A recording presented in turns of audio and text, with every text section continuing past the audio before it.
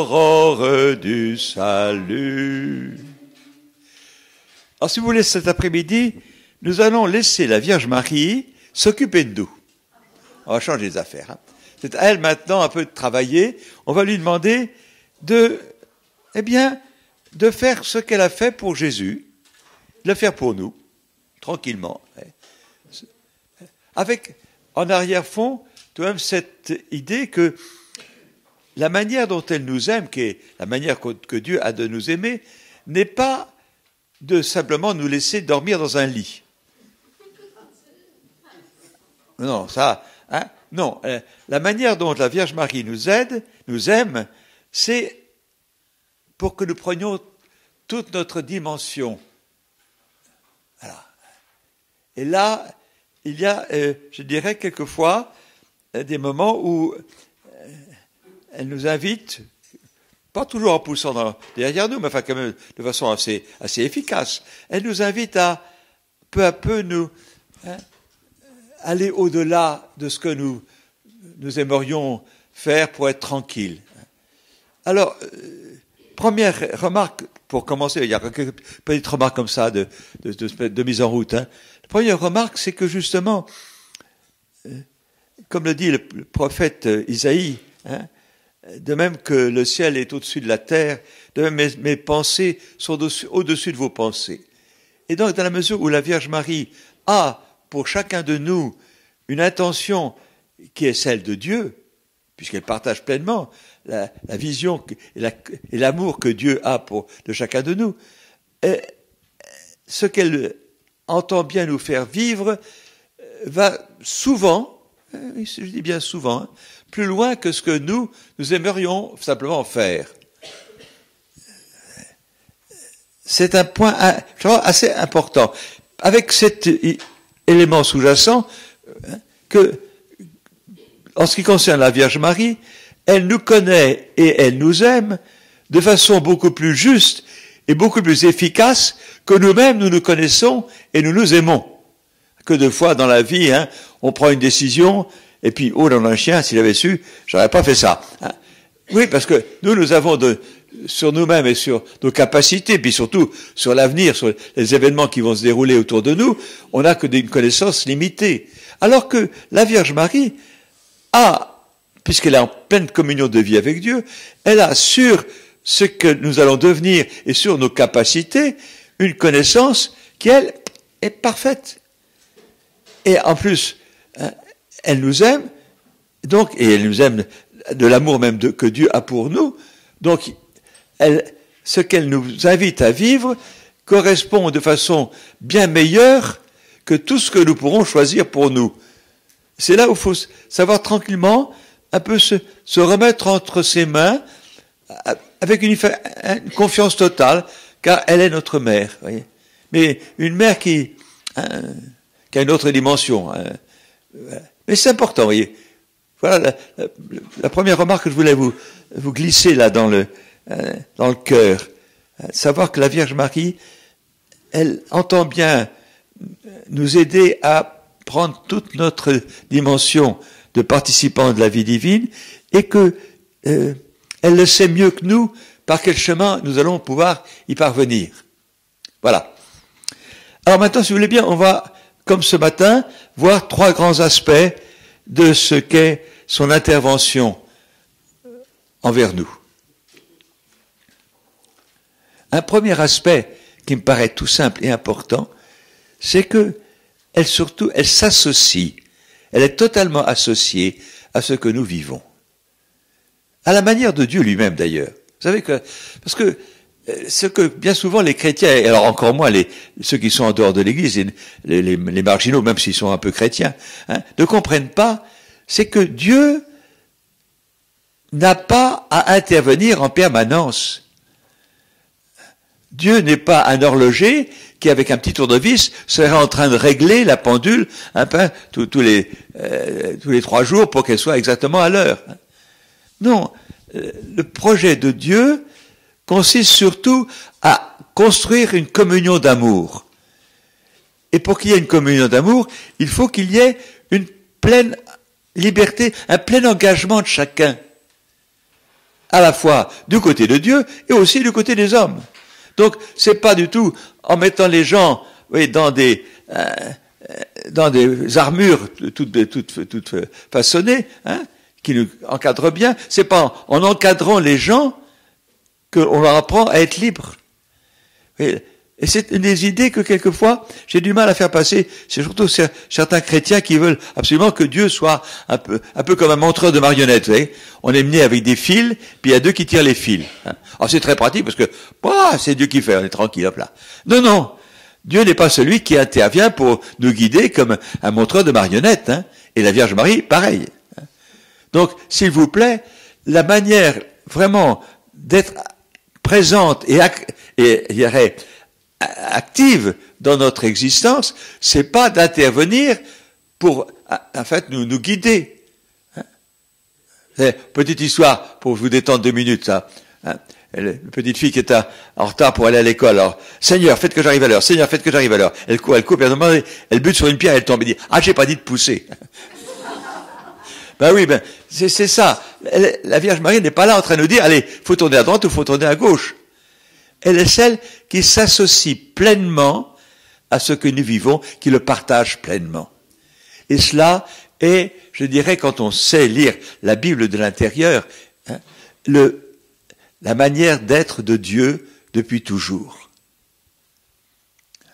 Alors, certes, à certains moments, Dieu va intervenir, d'accord. Mais l'essentiel, c'est surtout cette communion de vie, cette affection, ce mouvement d'amour que la Vierge Marie a, qui lui fait partager ce que nous vivons.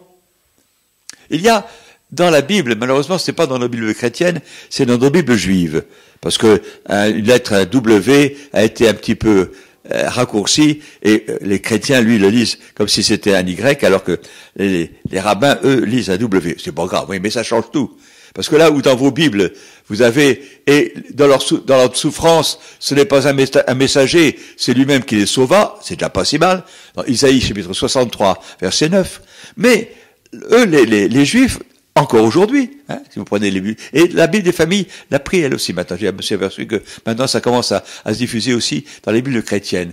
Et vous avez quelque chose qui est beaucoup plus fort, et dans leur souffrance, ils souffrent avec eux. Voilà. Ben c'est ça la Vierge Marie. Dans nos souffrances, elle souffre avec nous. Elle partage. Parce que partager est plus important que d'éviter que les choses soient. Là-dessus, il y a un petit raisonnement qui n'est pas mauvais de faire. Hein. Si vraiment la souffrance avait été un obstacle au projet de Dieu, nous n'aurions pas souffert. C'est clair. Dieu n'était même pas assez, fou, hein, pour avoir créé le monde de la souffrance, pour laisser faire le monde de la souffrance, pour ensuite se dire au nom d'un chien, hein, j'aurais pas dû. Mais non. Dieu est même quelqu'un qui réfléchit quand même, et qui voit les choses longtemps à l'avance. Hein. Et donc, s'il y a cette réalité qu'on appelle le mal et la souffrance dans notre vie, dans toutes nos vies, ce mal et sa souffrance ne sont pas des obstacles au projet de Dieu. Au contraire, cela amène à créer des liens d'amour et une attention les uns aux autres qui, elles, sont beaucoup plus importants. D'ailleurs, allez relire ce que dit Jésus dans l'évangile de Matthieu, là, à propos du jugement dernier, hein, en Matthieu chapitre 25, verset 31 et suivant. Hein. J'ai eu faim, tu m'as donné à manger. Voilà. Le critère qui nous rend participants du royaume de Dieu, c'est qu'à côté de moi, il y a quelqu'un qui a faim et que je lui ai donné à manger. Il était nu et je lui ai donné un vêtement. Voilà. Et c'est la manière dont on est solidaire. Pas forcément pour intervenir, hein. C'est vraiment pour partager. C'est plus important. Et c'est plus riche d'amour. Hein.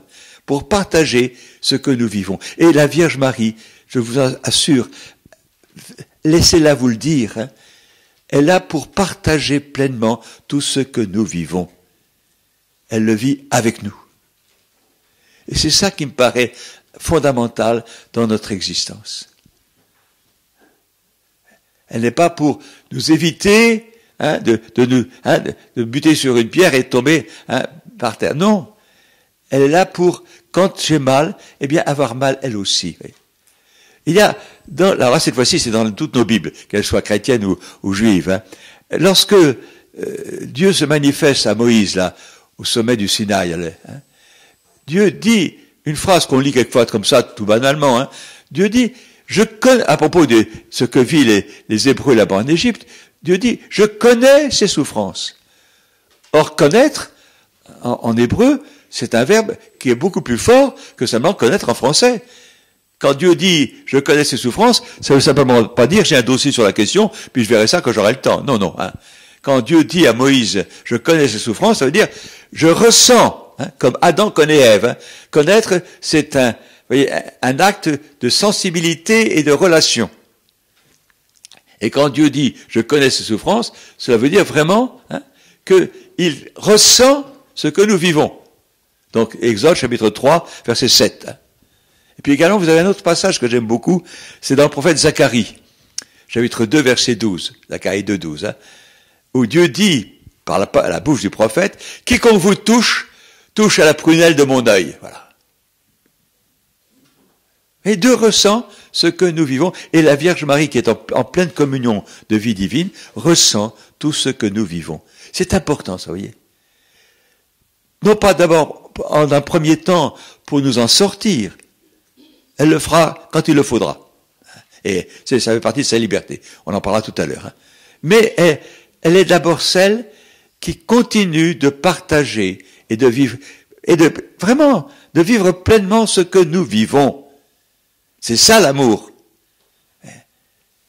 L'amour, c'est pas laisser les gens être dans du coton. Hein.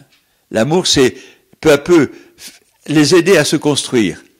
Et pour que nous, peu à peu, nous construisions et que nous devenions des personnes capables d'entrer en communion de vie avec Dieu, il est indispensable que, de temps en temps, nous prenions nos responsabilités et que même de temps en temps, nous nous cassions la figure. C'est pas grave.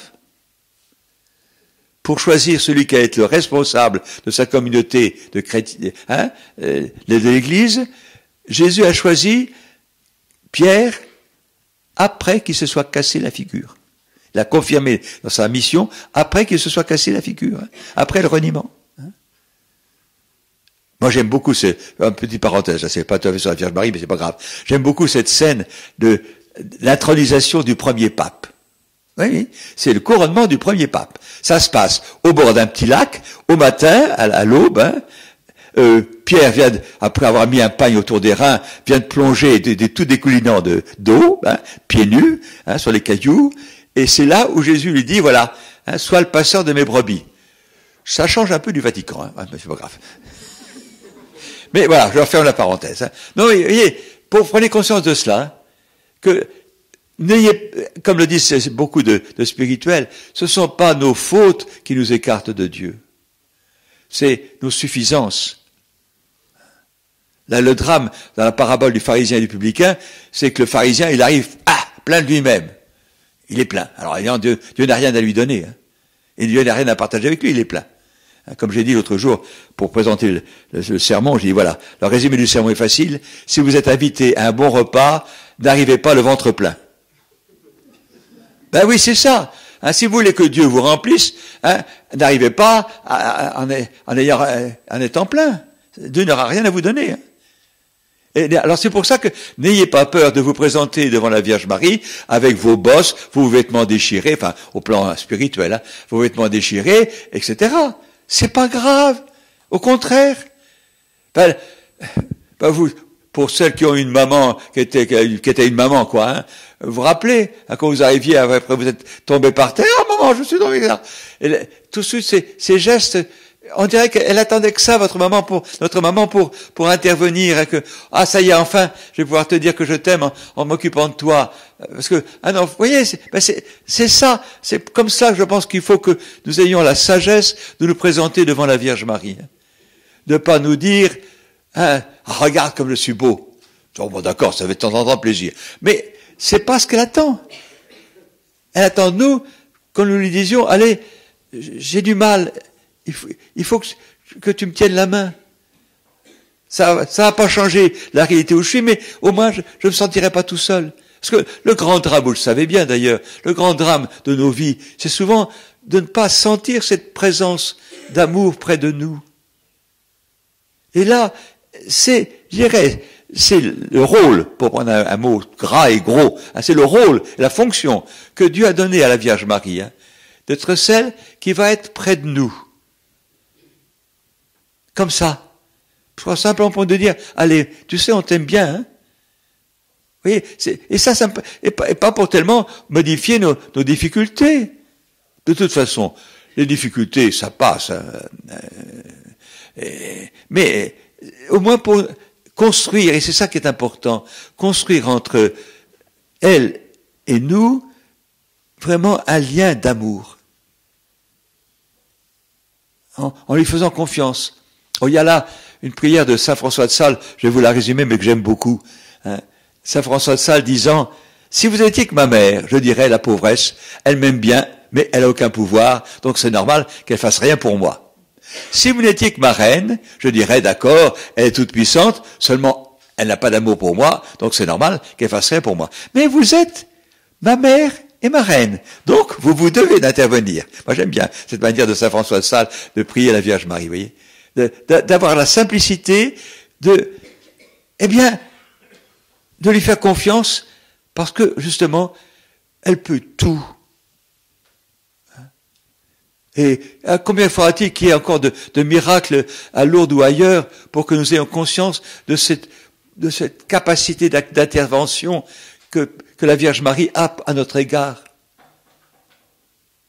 Pas forcément pour transformer notre existence, mais au moins pour nous montrer ce qu'est l'amour.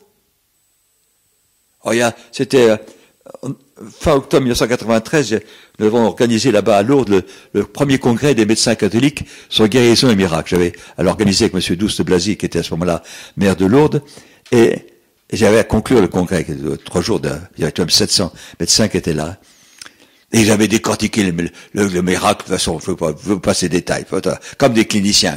On avait ausculté alors, j'avais à les faire un peu réagir, et là j'ai été un peu fort, je reconnais. J'en dis, voyons, le miracle, c'est un acte d'amour gratuit de Dieu. Et vous avez analysé le miracle à la manière d'une jeune fille qui, recevant un bouquet de fleurs de son fiancé, lui dit, tes fleurs, t'es sûr qu'elles sont fraîches? Ou tu les as achetées? Combien tu les as payées? Vous voyez? S'il vous plaît, cette relation avec Dieu, ne la décortiquez pas comme quelque chose qui, en fait, un peu comme une relation avec un médecin, surtout aujourd'hui là. Votre analyse elle dit ça, ouais. Le médecin ne vous regarde même pas, il regarde l'analyse. Bon, ouais.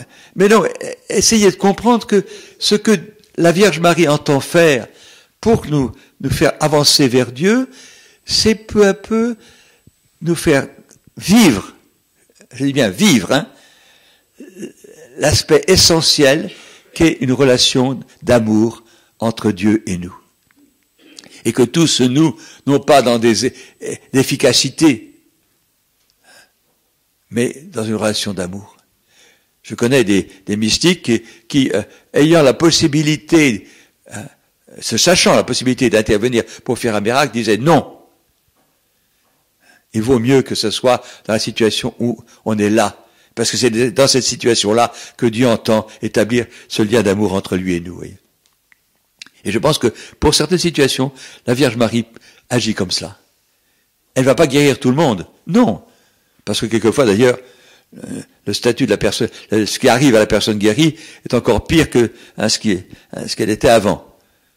Donc il y a des moments, acceptons que les situations restent dans leur état pas toujours heureux, à notre point de vue à nous, dans leur état pas toujours heureux, qui est le nôtre. Parce que, et là, il faudrait que ça rentre par la tête, mais ça descend jusqu'au cœur. Il faut que nous prenions conscience que l'amour que la Vierge Marie entend bien réaliser en intervenant, cette démarche de miséricorde, le fait qu'elle est mère de miséricorde, donc cette démarche qu'elle entend faire pour nous, ne consiste pas à tout réaliser comme nous le désirons. Je reviens sur ce que j'ai dit au départ. Le projet de Dieu, ce n'est pas de faire de nous des super chrétiens, non, des super héros. Il n'y en a pas d'ailleurs. Dans le monde chrétien, j'en connais pas. Mais consiste d'abord à construire cette relation d'amitié, de faire que, comme le dit Paul dans l'Épître aux Galates, chapitre 6, verset 2, Galates 6, 2, portez les fardeaux les uns des autres. Portez les fardeaux les uns des autres. Accomplissez ainsi la loi du Christ. Eh bien, c'est exactement ce que fait la Vierge Marie. Elle porte nos fardeaux. Oui. On l'oublie trop, ça. Puisque porter les fardeaux les uns des autres, c'est la loi du Christ. Si quelqu'un accomplit cette loi encore bien plus que n'importe quel autre saint de la terre ou du ciel, c'est bien elle. Portez les fardeaux les uns des autres, accomplissez ainsi la loi du Christ. Oui. Moi, je trouve ça excellent. C'est là le cœur même de ce que la Vierge Marie entend bien nous faire découvrir. Qu'elle partage, qu'elle porte avec nous ce que nous vivons. Voilà, premier aspect de l'intervention de la Vierge Marie pour nous. Puis il y a un deuxième aspect qui me paraît aussi très intéressant et très utile d'ailleurs. Dans la Salve Regina, là, prière juste avant, qui date un peu avant Saint-Bernard de Clairvaux, il est dit aussi qu'elle est notre avocate. Et ça, c'est pas mauvais d'avoir quelqu'un qui prenne en charge votre défense. Parce que c'est ça le rôle de l'avocat. D'abord, elle est en situation bien placée, puisqu'elle est maintenant dans son intégrité de femme, de créature, mais dans son intégrité, alors toute son identité humaine, elle est présente auprès de Dieu. Donc, s'il y a quelqu'un qui est bien placé, c'est bien elle. Et que donc, elle est là, elle a tout pouvoir pour, peu à peu, prendre en charge nos dossiers. C'est pas pour rien, d'ailleurs, que les chrétiens, à partir du XIe, XIIe siècle, ont ajouté à la salutation, je vous salue Marie, ont ajouté, priez pour nous, maintenant et à l'heure de notre mort.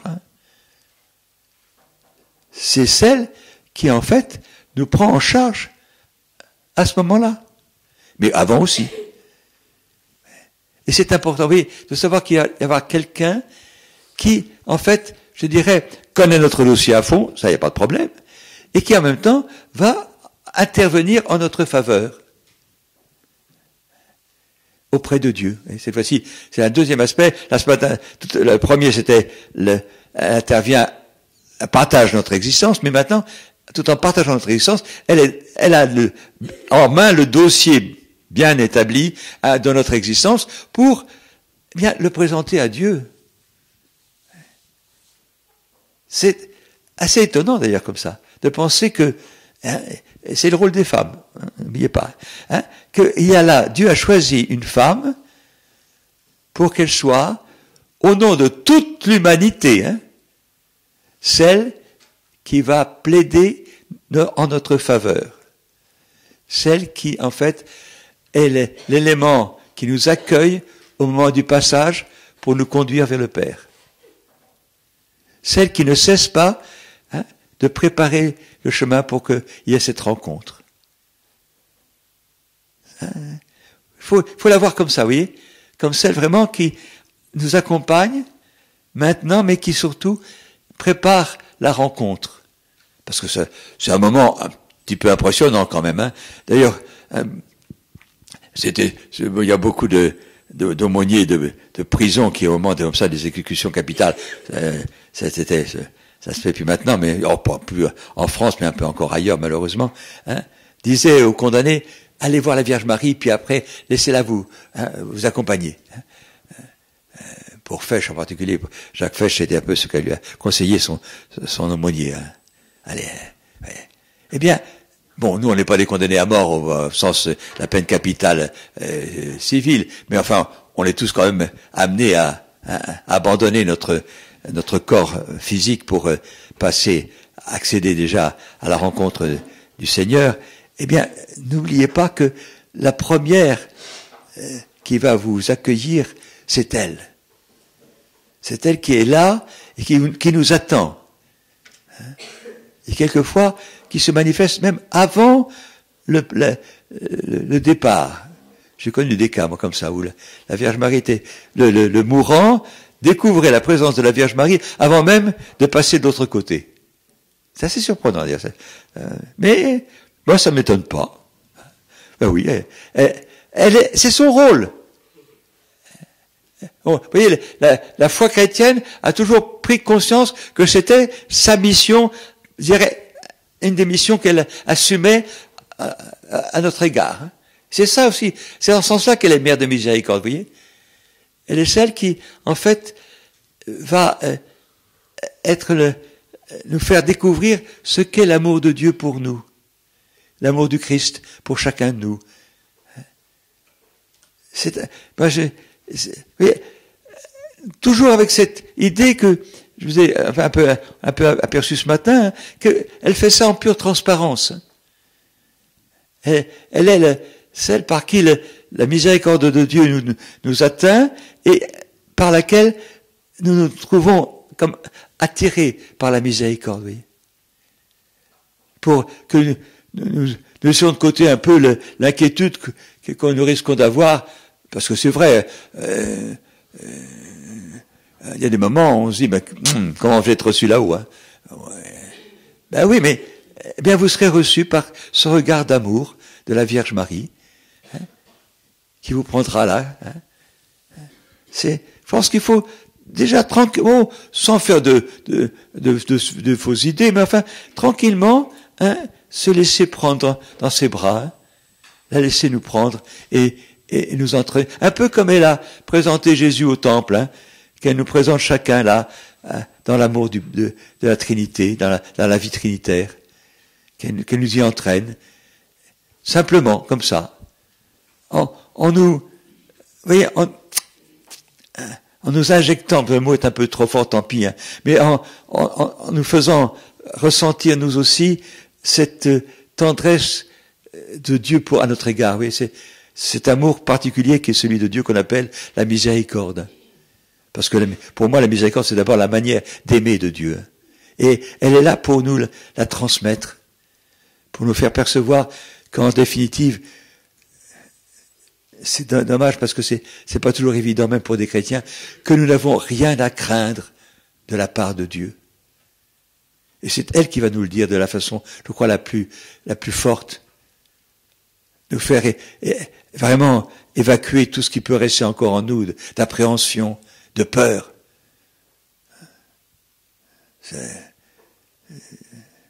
C'est vrai. Même chez des religieuses, on a toujours un peu, j'en ai connu comme ça toutes sortes. Hein. Voilà, et elle est là pour, justement, que nous puissions rester dans la confiance, simplement. Ça c'est, vous voyez, et celle qui va, en quelque sorte, excusez-moi l'expression, mais plaider notre dossier. Oh, Dieu le connaît, mais c'est tout de même utile de savoir qu'il y a quelqu'un qui va, en quelque sorte, même si Dieu fera un petit peut-être un peu les gros yeux là, mais pour nous faire comprendre à Dieu que, en définitive, on l'a aimé nous aussi, à notre manière, avec nos limites, nos faiblesses, nos pauvretés. Celle qui va, en quelque sorte, comme un bon avocat d'assises, mettre en avant ce qu'il y a de positif dans notre vie. Hein. Ce qui fait qu'on a le droit à l'indulgence du jury, hein, comme on dit en termes juridiques. Hein. Voilà, c'est celle-là. C'est le deuxième aspect de cette miséricorde dont la Vierge Marie est remplie et qu'elle met en œuvre pour nous. Alors, on peut aussi, c'est pas mauvais, on peut aussi de temps en temps lui demander d'intervenir, cette fois-ci, avant même notre mort. Généralement, je vous signale qu'elle est beaucoup plus efficace pour intervenir sur quelqu'un d'autre que sur vous. Ça, c'est une des lois de la spiritualité, de notre chemin spirituel. Hein. Nos demandes vers Dieu sont bien plus, je dirais, exécutées. Dieu accomplit, voilà. Dieu tient compte de nos demandes vers lui, bien plus lorsque nous demandons quelque chose pour les autres que lorsque nous demandons pour nous. Parce que, vous voyez, demander pour soi, ça reste encore un acte, je dirais, fermé sur nous-mêmes. Et ça, c'est pas dans l'amour de Dieu. L'amour de Dieu est un amour toujours ouvert à l'autre. Allez relire ce que dit saint Paul au début du chapitre 2 de l'Épître aux Éphésiens. Que chacun de vous ne pense pas d'abord à lui-même, mais d'abord aux autres. Voilà. Parce que penser à l'autre, c'est vraiment être dans la dynamique de l'amour. Donc, si vous voulez demander quelque chose, vous verrez. Et si vous voulez être convaincu de l'écoute que la Vierge Marie a de nos demandes, hein, commencez par demander pour quelqu'un d'autre. Et puis au besoin, vous lui liguez à l'oreille, ça serait bien que lui aussi, hein, il prie pour moi. Faut être clair avec Dieu. Moi, j'aime bien qu'on soit clair avec Dieu. D'accord. Mais commencez par lui demander d'intervenir pour venir en aide à la personne, etc. Surtout à ceux que vous n'aimez pas. Ça, c'est plus efficace, là. Hein? Jésus nous l'a dit, priez pour vos ennemis, donc profitez de l'occasion, demandez vous n'y perdez rien. Si vos ennemis deviennent des gens sympathiques, après tout le monde est gagnant. Hein. Donc n'ayez pas peur de demander à la Vierge Marie d'intervenir au besoin pour telle ou telle personne qui vous est insupportable. Hein. Comme ça, vous verrez les résultats, et si elle était capable de faire ça pour elle, alors peut-être que l'autre va me demander aussi, va demander ça aussi pour moi. Hein. Voyez, je crois qu'il faut avoir la sagesse de temps en temps d'être un peu comme des enfants, un peu roublards. Hein. Un petit, oui, voyons, soyez vivants dans votre relation avec Dieu. Hein. C'est pas triste de savoir aimer quand même. Hein. Et peu à peu honnêtement, je m'amuse. Il y a des moments où je m'amuse. Hein. C'est comme ça. Encore, hier soir, j'avais célébré une messe dans une maison de retraite, là. Et une petite voix me dit, tu mets 5 hosties. Je dis, bon, je mets 5 hosties, voilà, sur la patène. La messe commence, c'est une maison de retraite où les gens sont assez âgés, etc. Arrivent 5 personnes. Je dis, Seigneur, on s'est trompé, hein, il n'y en a que 5. Eh oui, ça c'était avant l'évangile, mais juste au moment de l'évangile, sont arrivés 2 autres. Voilà. Voyez, moi j'aime bien ces petits moments-là où tout d'un coup, on sent, c'est pour une chose tout à fait banale et tout à fait, sans aucune importance, hein, faut savoir. Mais ça crée cette espèce de confiance un peu simple et joyeuse qui fait que on se sait aimer, on se sait avec quelqu'un qui vous accompagne, même pour des choses aussi banales que le nombre de sticks que vous mettez sur la patène au moment avant la messe, voyez, des choses comme ça qui en fait nous font, au-delà de toutes les grands ouragans, les tremblements de terre ou feu là de l'Horeb, quand Élie monte rencontrer Dieu à l'Horeb, qui nous font rencontrer Dieu là dans cette réalité toute ordinaire et toute simple du quotidien. Et comme ça, c'est vrai que bon, peut-être que je suis un peu saint-timbré, hein, ne vous inquiétez pas. Mais moi, ça fait partie de ma vie, ça de temps en temps, d'établir le dialogue avec le Seigneur, comme ça, à travers la Vierge Marie, pour des choses tout à fait banales, hein, quelquefois. Ça m'est arrivé. Oh. Non, je vais pas vous raconter ma vie, c'est pas la peine. Mais c'est, parce que c'est là où on se sent aimé, voyez, de façon simple, sans tralala, hein. Sans condition et sans qu'il y ait à se dire je ne mérite pas, sans qu'on se fasse de tas de culpabilité. Ma Sainte Mère, si vous saviez, hein, la prochaine fois je ferai ça, puis comme ça vous pourrez m'exaucer. Non, elle attend pas. La Vierge Marie n'attend pas que vous ayez fait telle ou telle chose pour vous exaucer. Hein. C'est pas un marché. Quand vous demandez à la Vierge Marie d'intervenir, c'est pas la peine de payer d'avance. Hein. C'est gratuit. Mais quelquefois, c'est ça qui me tracasse. Il y a des gens qui ont l'air vraiment d'établir, sous forme tout à fait respectueuse et digne, un commerce avec Dieu. Hein?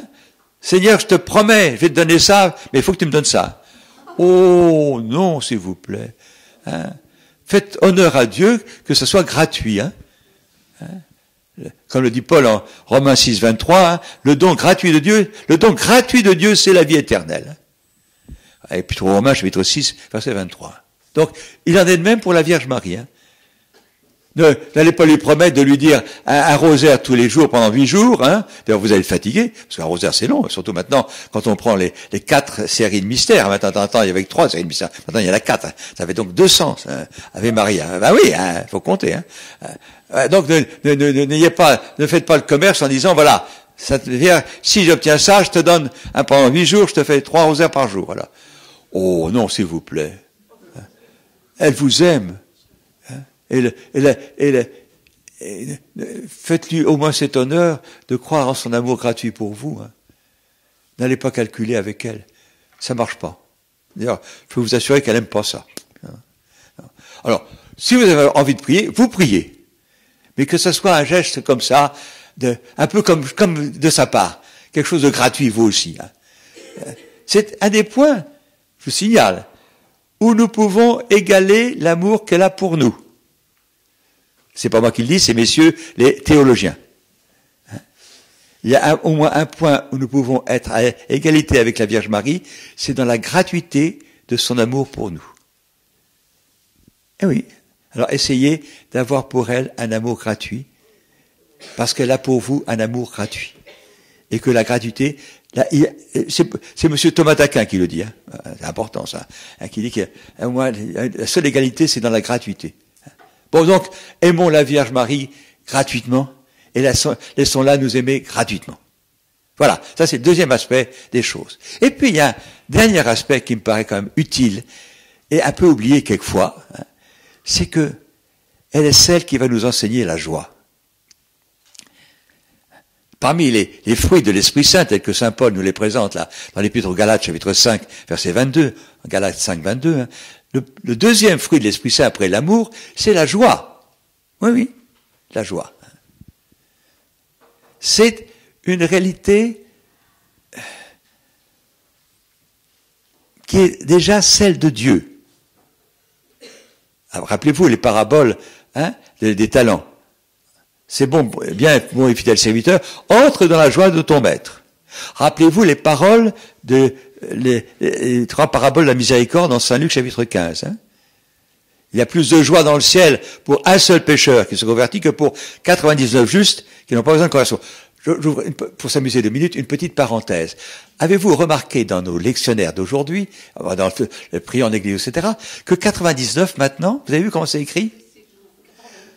En chiffres, ben oui, pour que nos amis les Belges, hein, et pour les amis suisses, hein, puissent dire 99, hein. Comme ça on est tranquille. Hein. Ah oui, parce que quand on a vu 99, c'était uniquement français.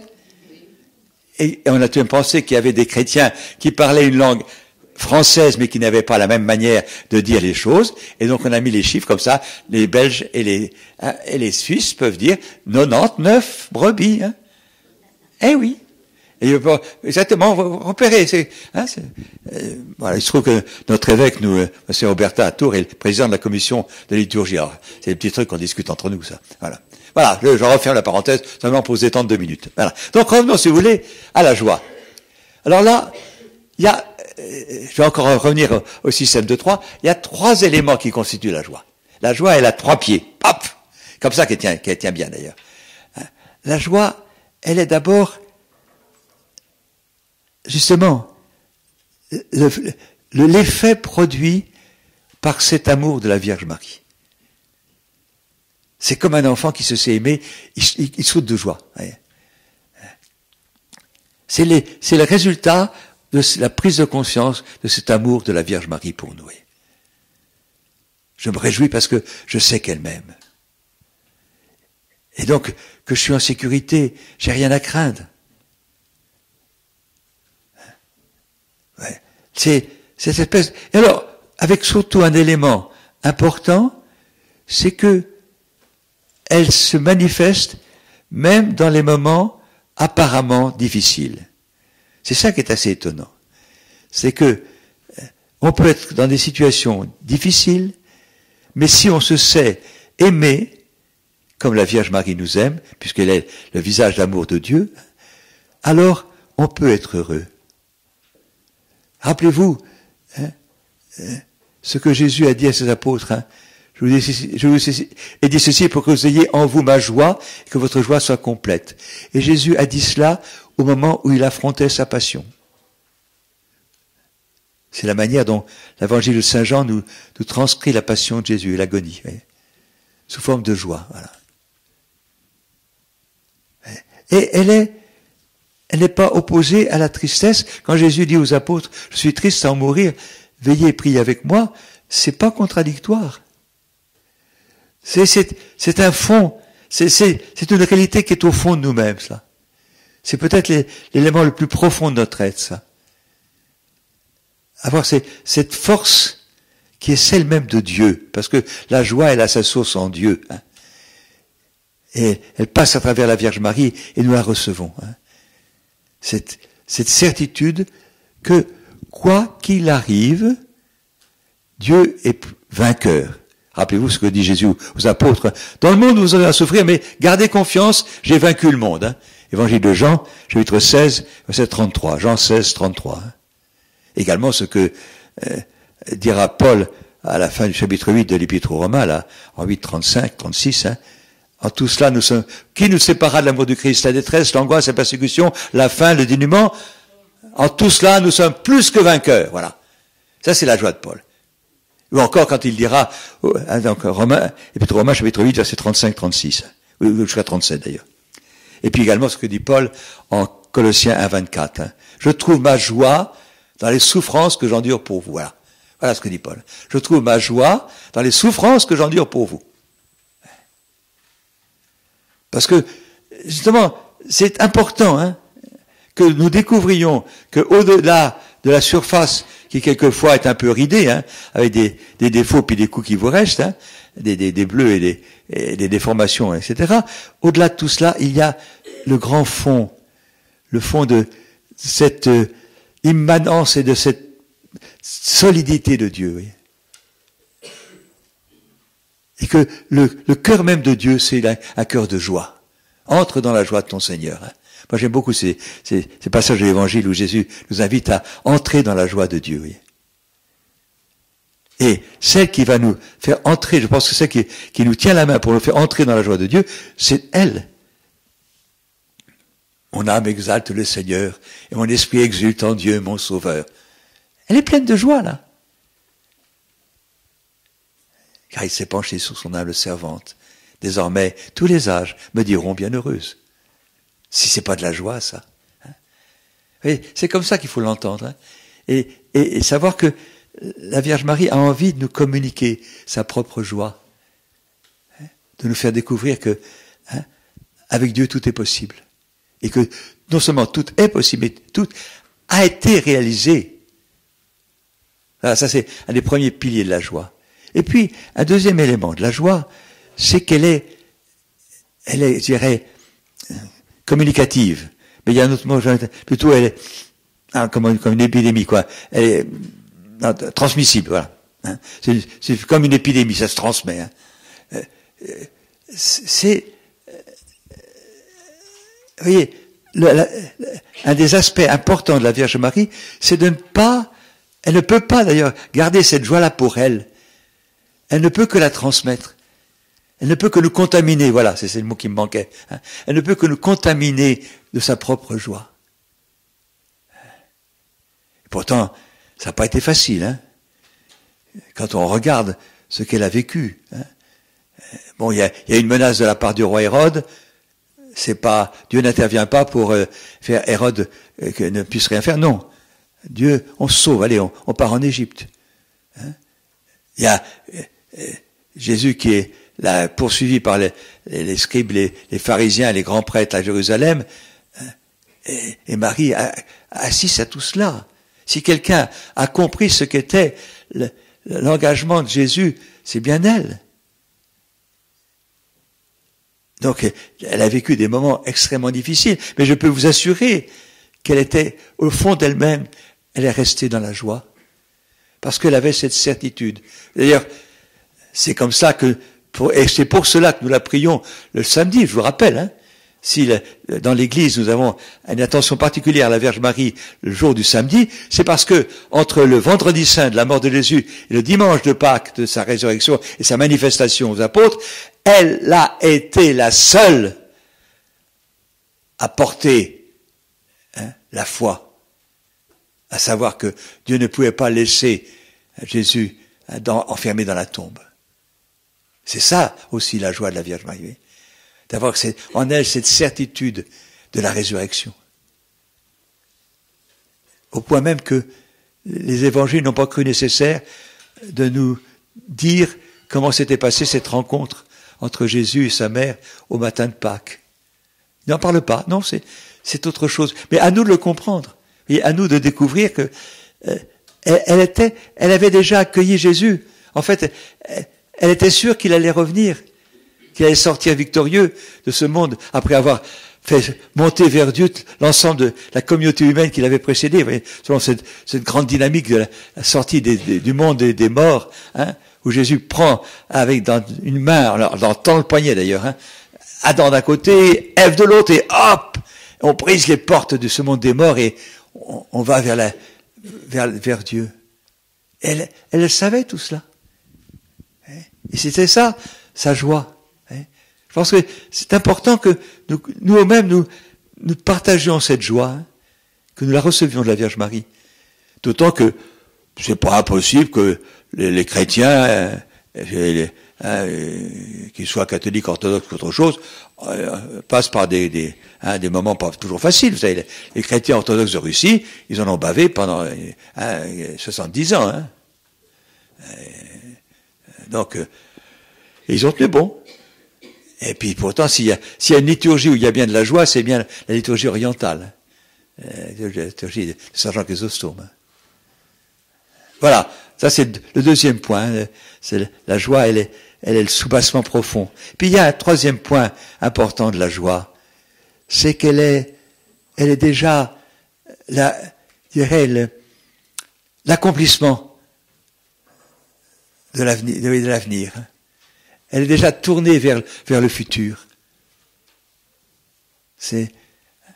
Elle a une petite histoire qui va vous aider à comprendre ça. Elle est toute bête, mais elle me parle beaucoup. C'est des parents qui ont un fils qui est toujours en train de pleurer parce que tout va mal, et un fils qui est toujours en train de se réjouir parce que lui, tout va très bien. Alors, ils vont pour essayer vraiment de les corriger. À celui qui est toujours en train de pleurer, il lui offre un splendide train électrique, et à celui qui est toujours en train de rire, il lui offre simplement du crottin de cheval. Et au matin, il y a toujours un qui pleure et un qui rit. Et oui, parce que celui qui pleure dit, mon train électrique, il va tomber en panne. Et l'autre qui dit, le Père Noël m'a amené un petit poulain, il est parti, mais il va revenir. Oui, c'est la joie, c'est la manière d'être déjà, d'avoir déjà abouti. Et c'est ça qui est important pour nous chrétiens. Savoir que quoi qu'il arrive, les enfants, quoi qu'il arrive, vous pouvez être tranquille, même si tout est catastrophe, et à l'occasion, raison de plus, si tout est catastrophe, Dieu sera obligé de réaliser son dessein. Car Dieu est quelqu'un quand même qui ne fait pas faillite jusqu'à présent. Jamais entendu. Donc, laissez-le faire. Et c'est là, vous voyez, et la joie, elle est là. Elle n'est pas tellement dans les choses qu'on tient, mais dans les choses dont on est sûr, parce que elles sont promises. C'est la promesse de Dieu qui est ma joie. Et c'est cette promesse-là que la Vierge Marie qui est la source de la joie de la Vierge Marie. Vous voyez. Parce que après l'annonce de l'ange, là-bas, où elle a accepté de l'accueillir en elle, le Fils de Dieu, ça n'a pas été toujours facile, Il a fallu faire, comme toutes les femmes de l'époque, aller chercher l'eau à la fontaine, qui est toujours là d'ailleurs, faire le feu, filer la laine, etc., écraser le grain, tous ces travaux que nous on ne fait plus d'ailleurs maintenant. Donc, c'était tout ça, et je peux vous assurer que le cœur de la Vierge Marie était dans la joie, parce que elle savait ce à quoi ça allait aboutir. Et c'est ça qui est important, je crois, pour nous aujourd'hui. Ce qui compte, c'est pas ce que nous sommes maintenant, parce que quelquefois on est toujours un petit peu déçu par soi-même. C'est pas mauvais d'ailleurs, mais il faut pas trop. Mais ce qui compte, c'est pas ce que nous sommes maintenant. Ce qui compte, c'est ce que Dieu va réaliser en nous. Nous sommes riches de l'amour de Dieu pour nous, comme la Vierge Marie était riche de l'amour de Dieu pour elle.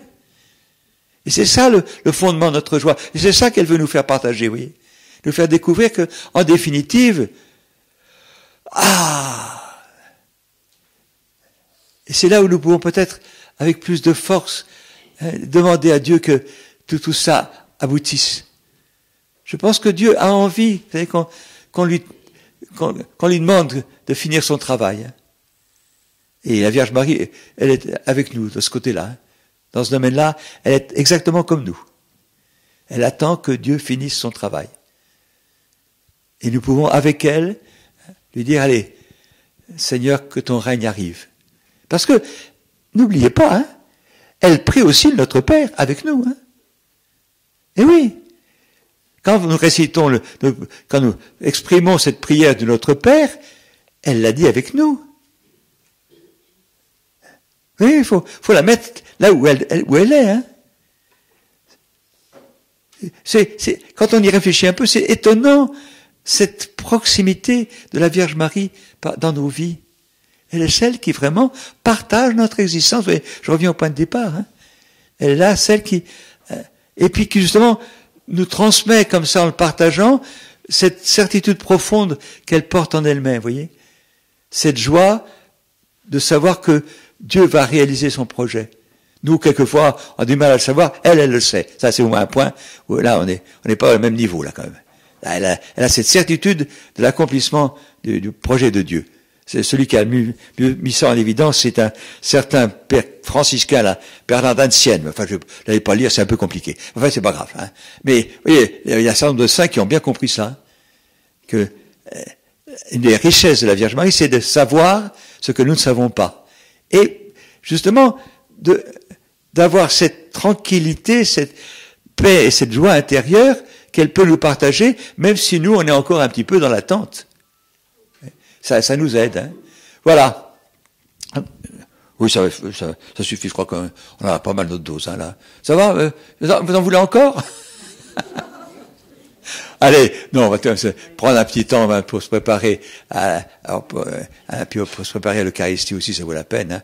Alors, en conclusion, conclure, ça vaut la peine de conclure. En conclusion, j'en vois deux conclusions importantes. En ce qui concerne vraiment cette intervention de la Vierge Marie comme mère de miséricorde. Je dirais,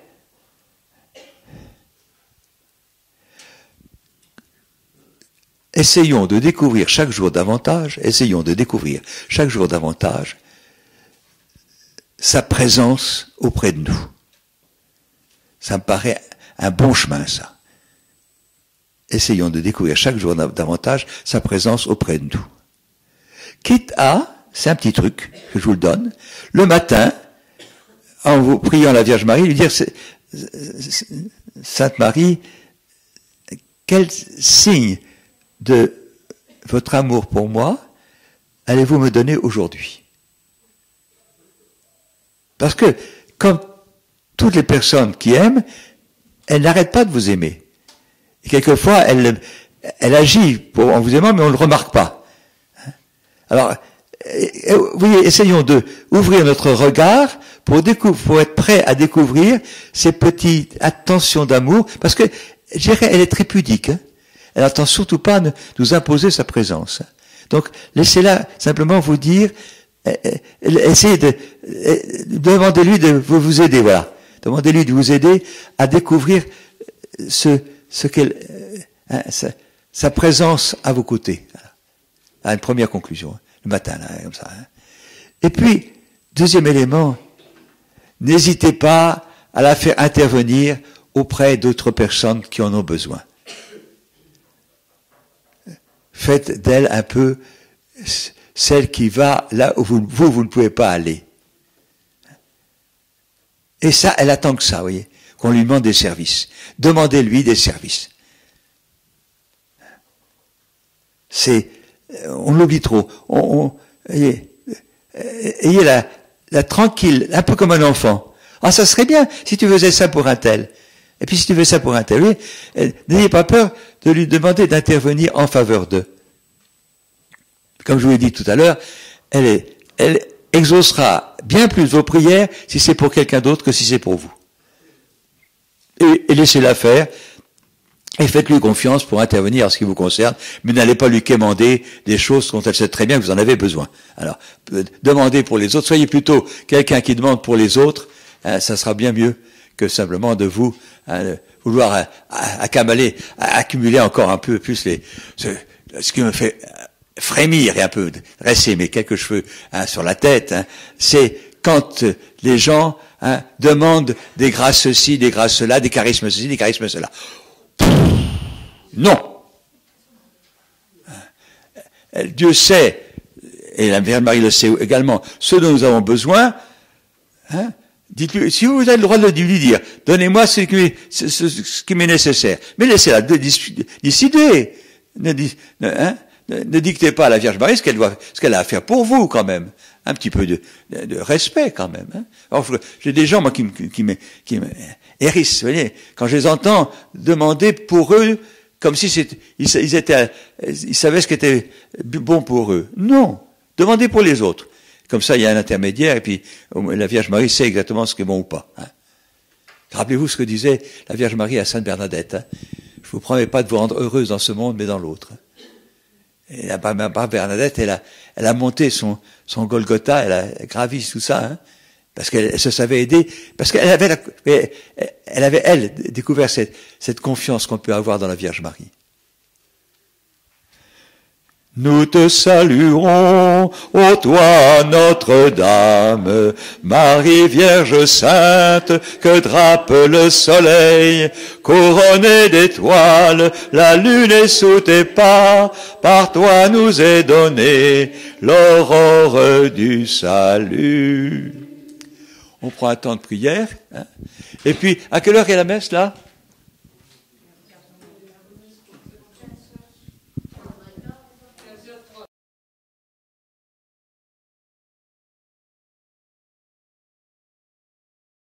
Ah, il est tout juste le temps, là. Vous le faites répéter un peu les chants? Non, c'est pas un chant, puisque...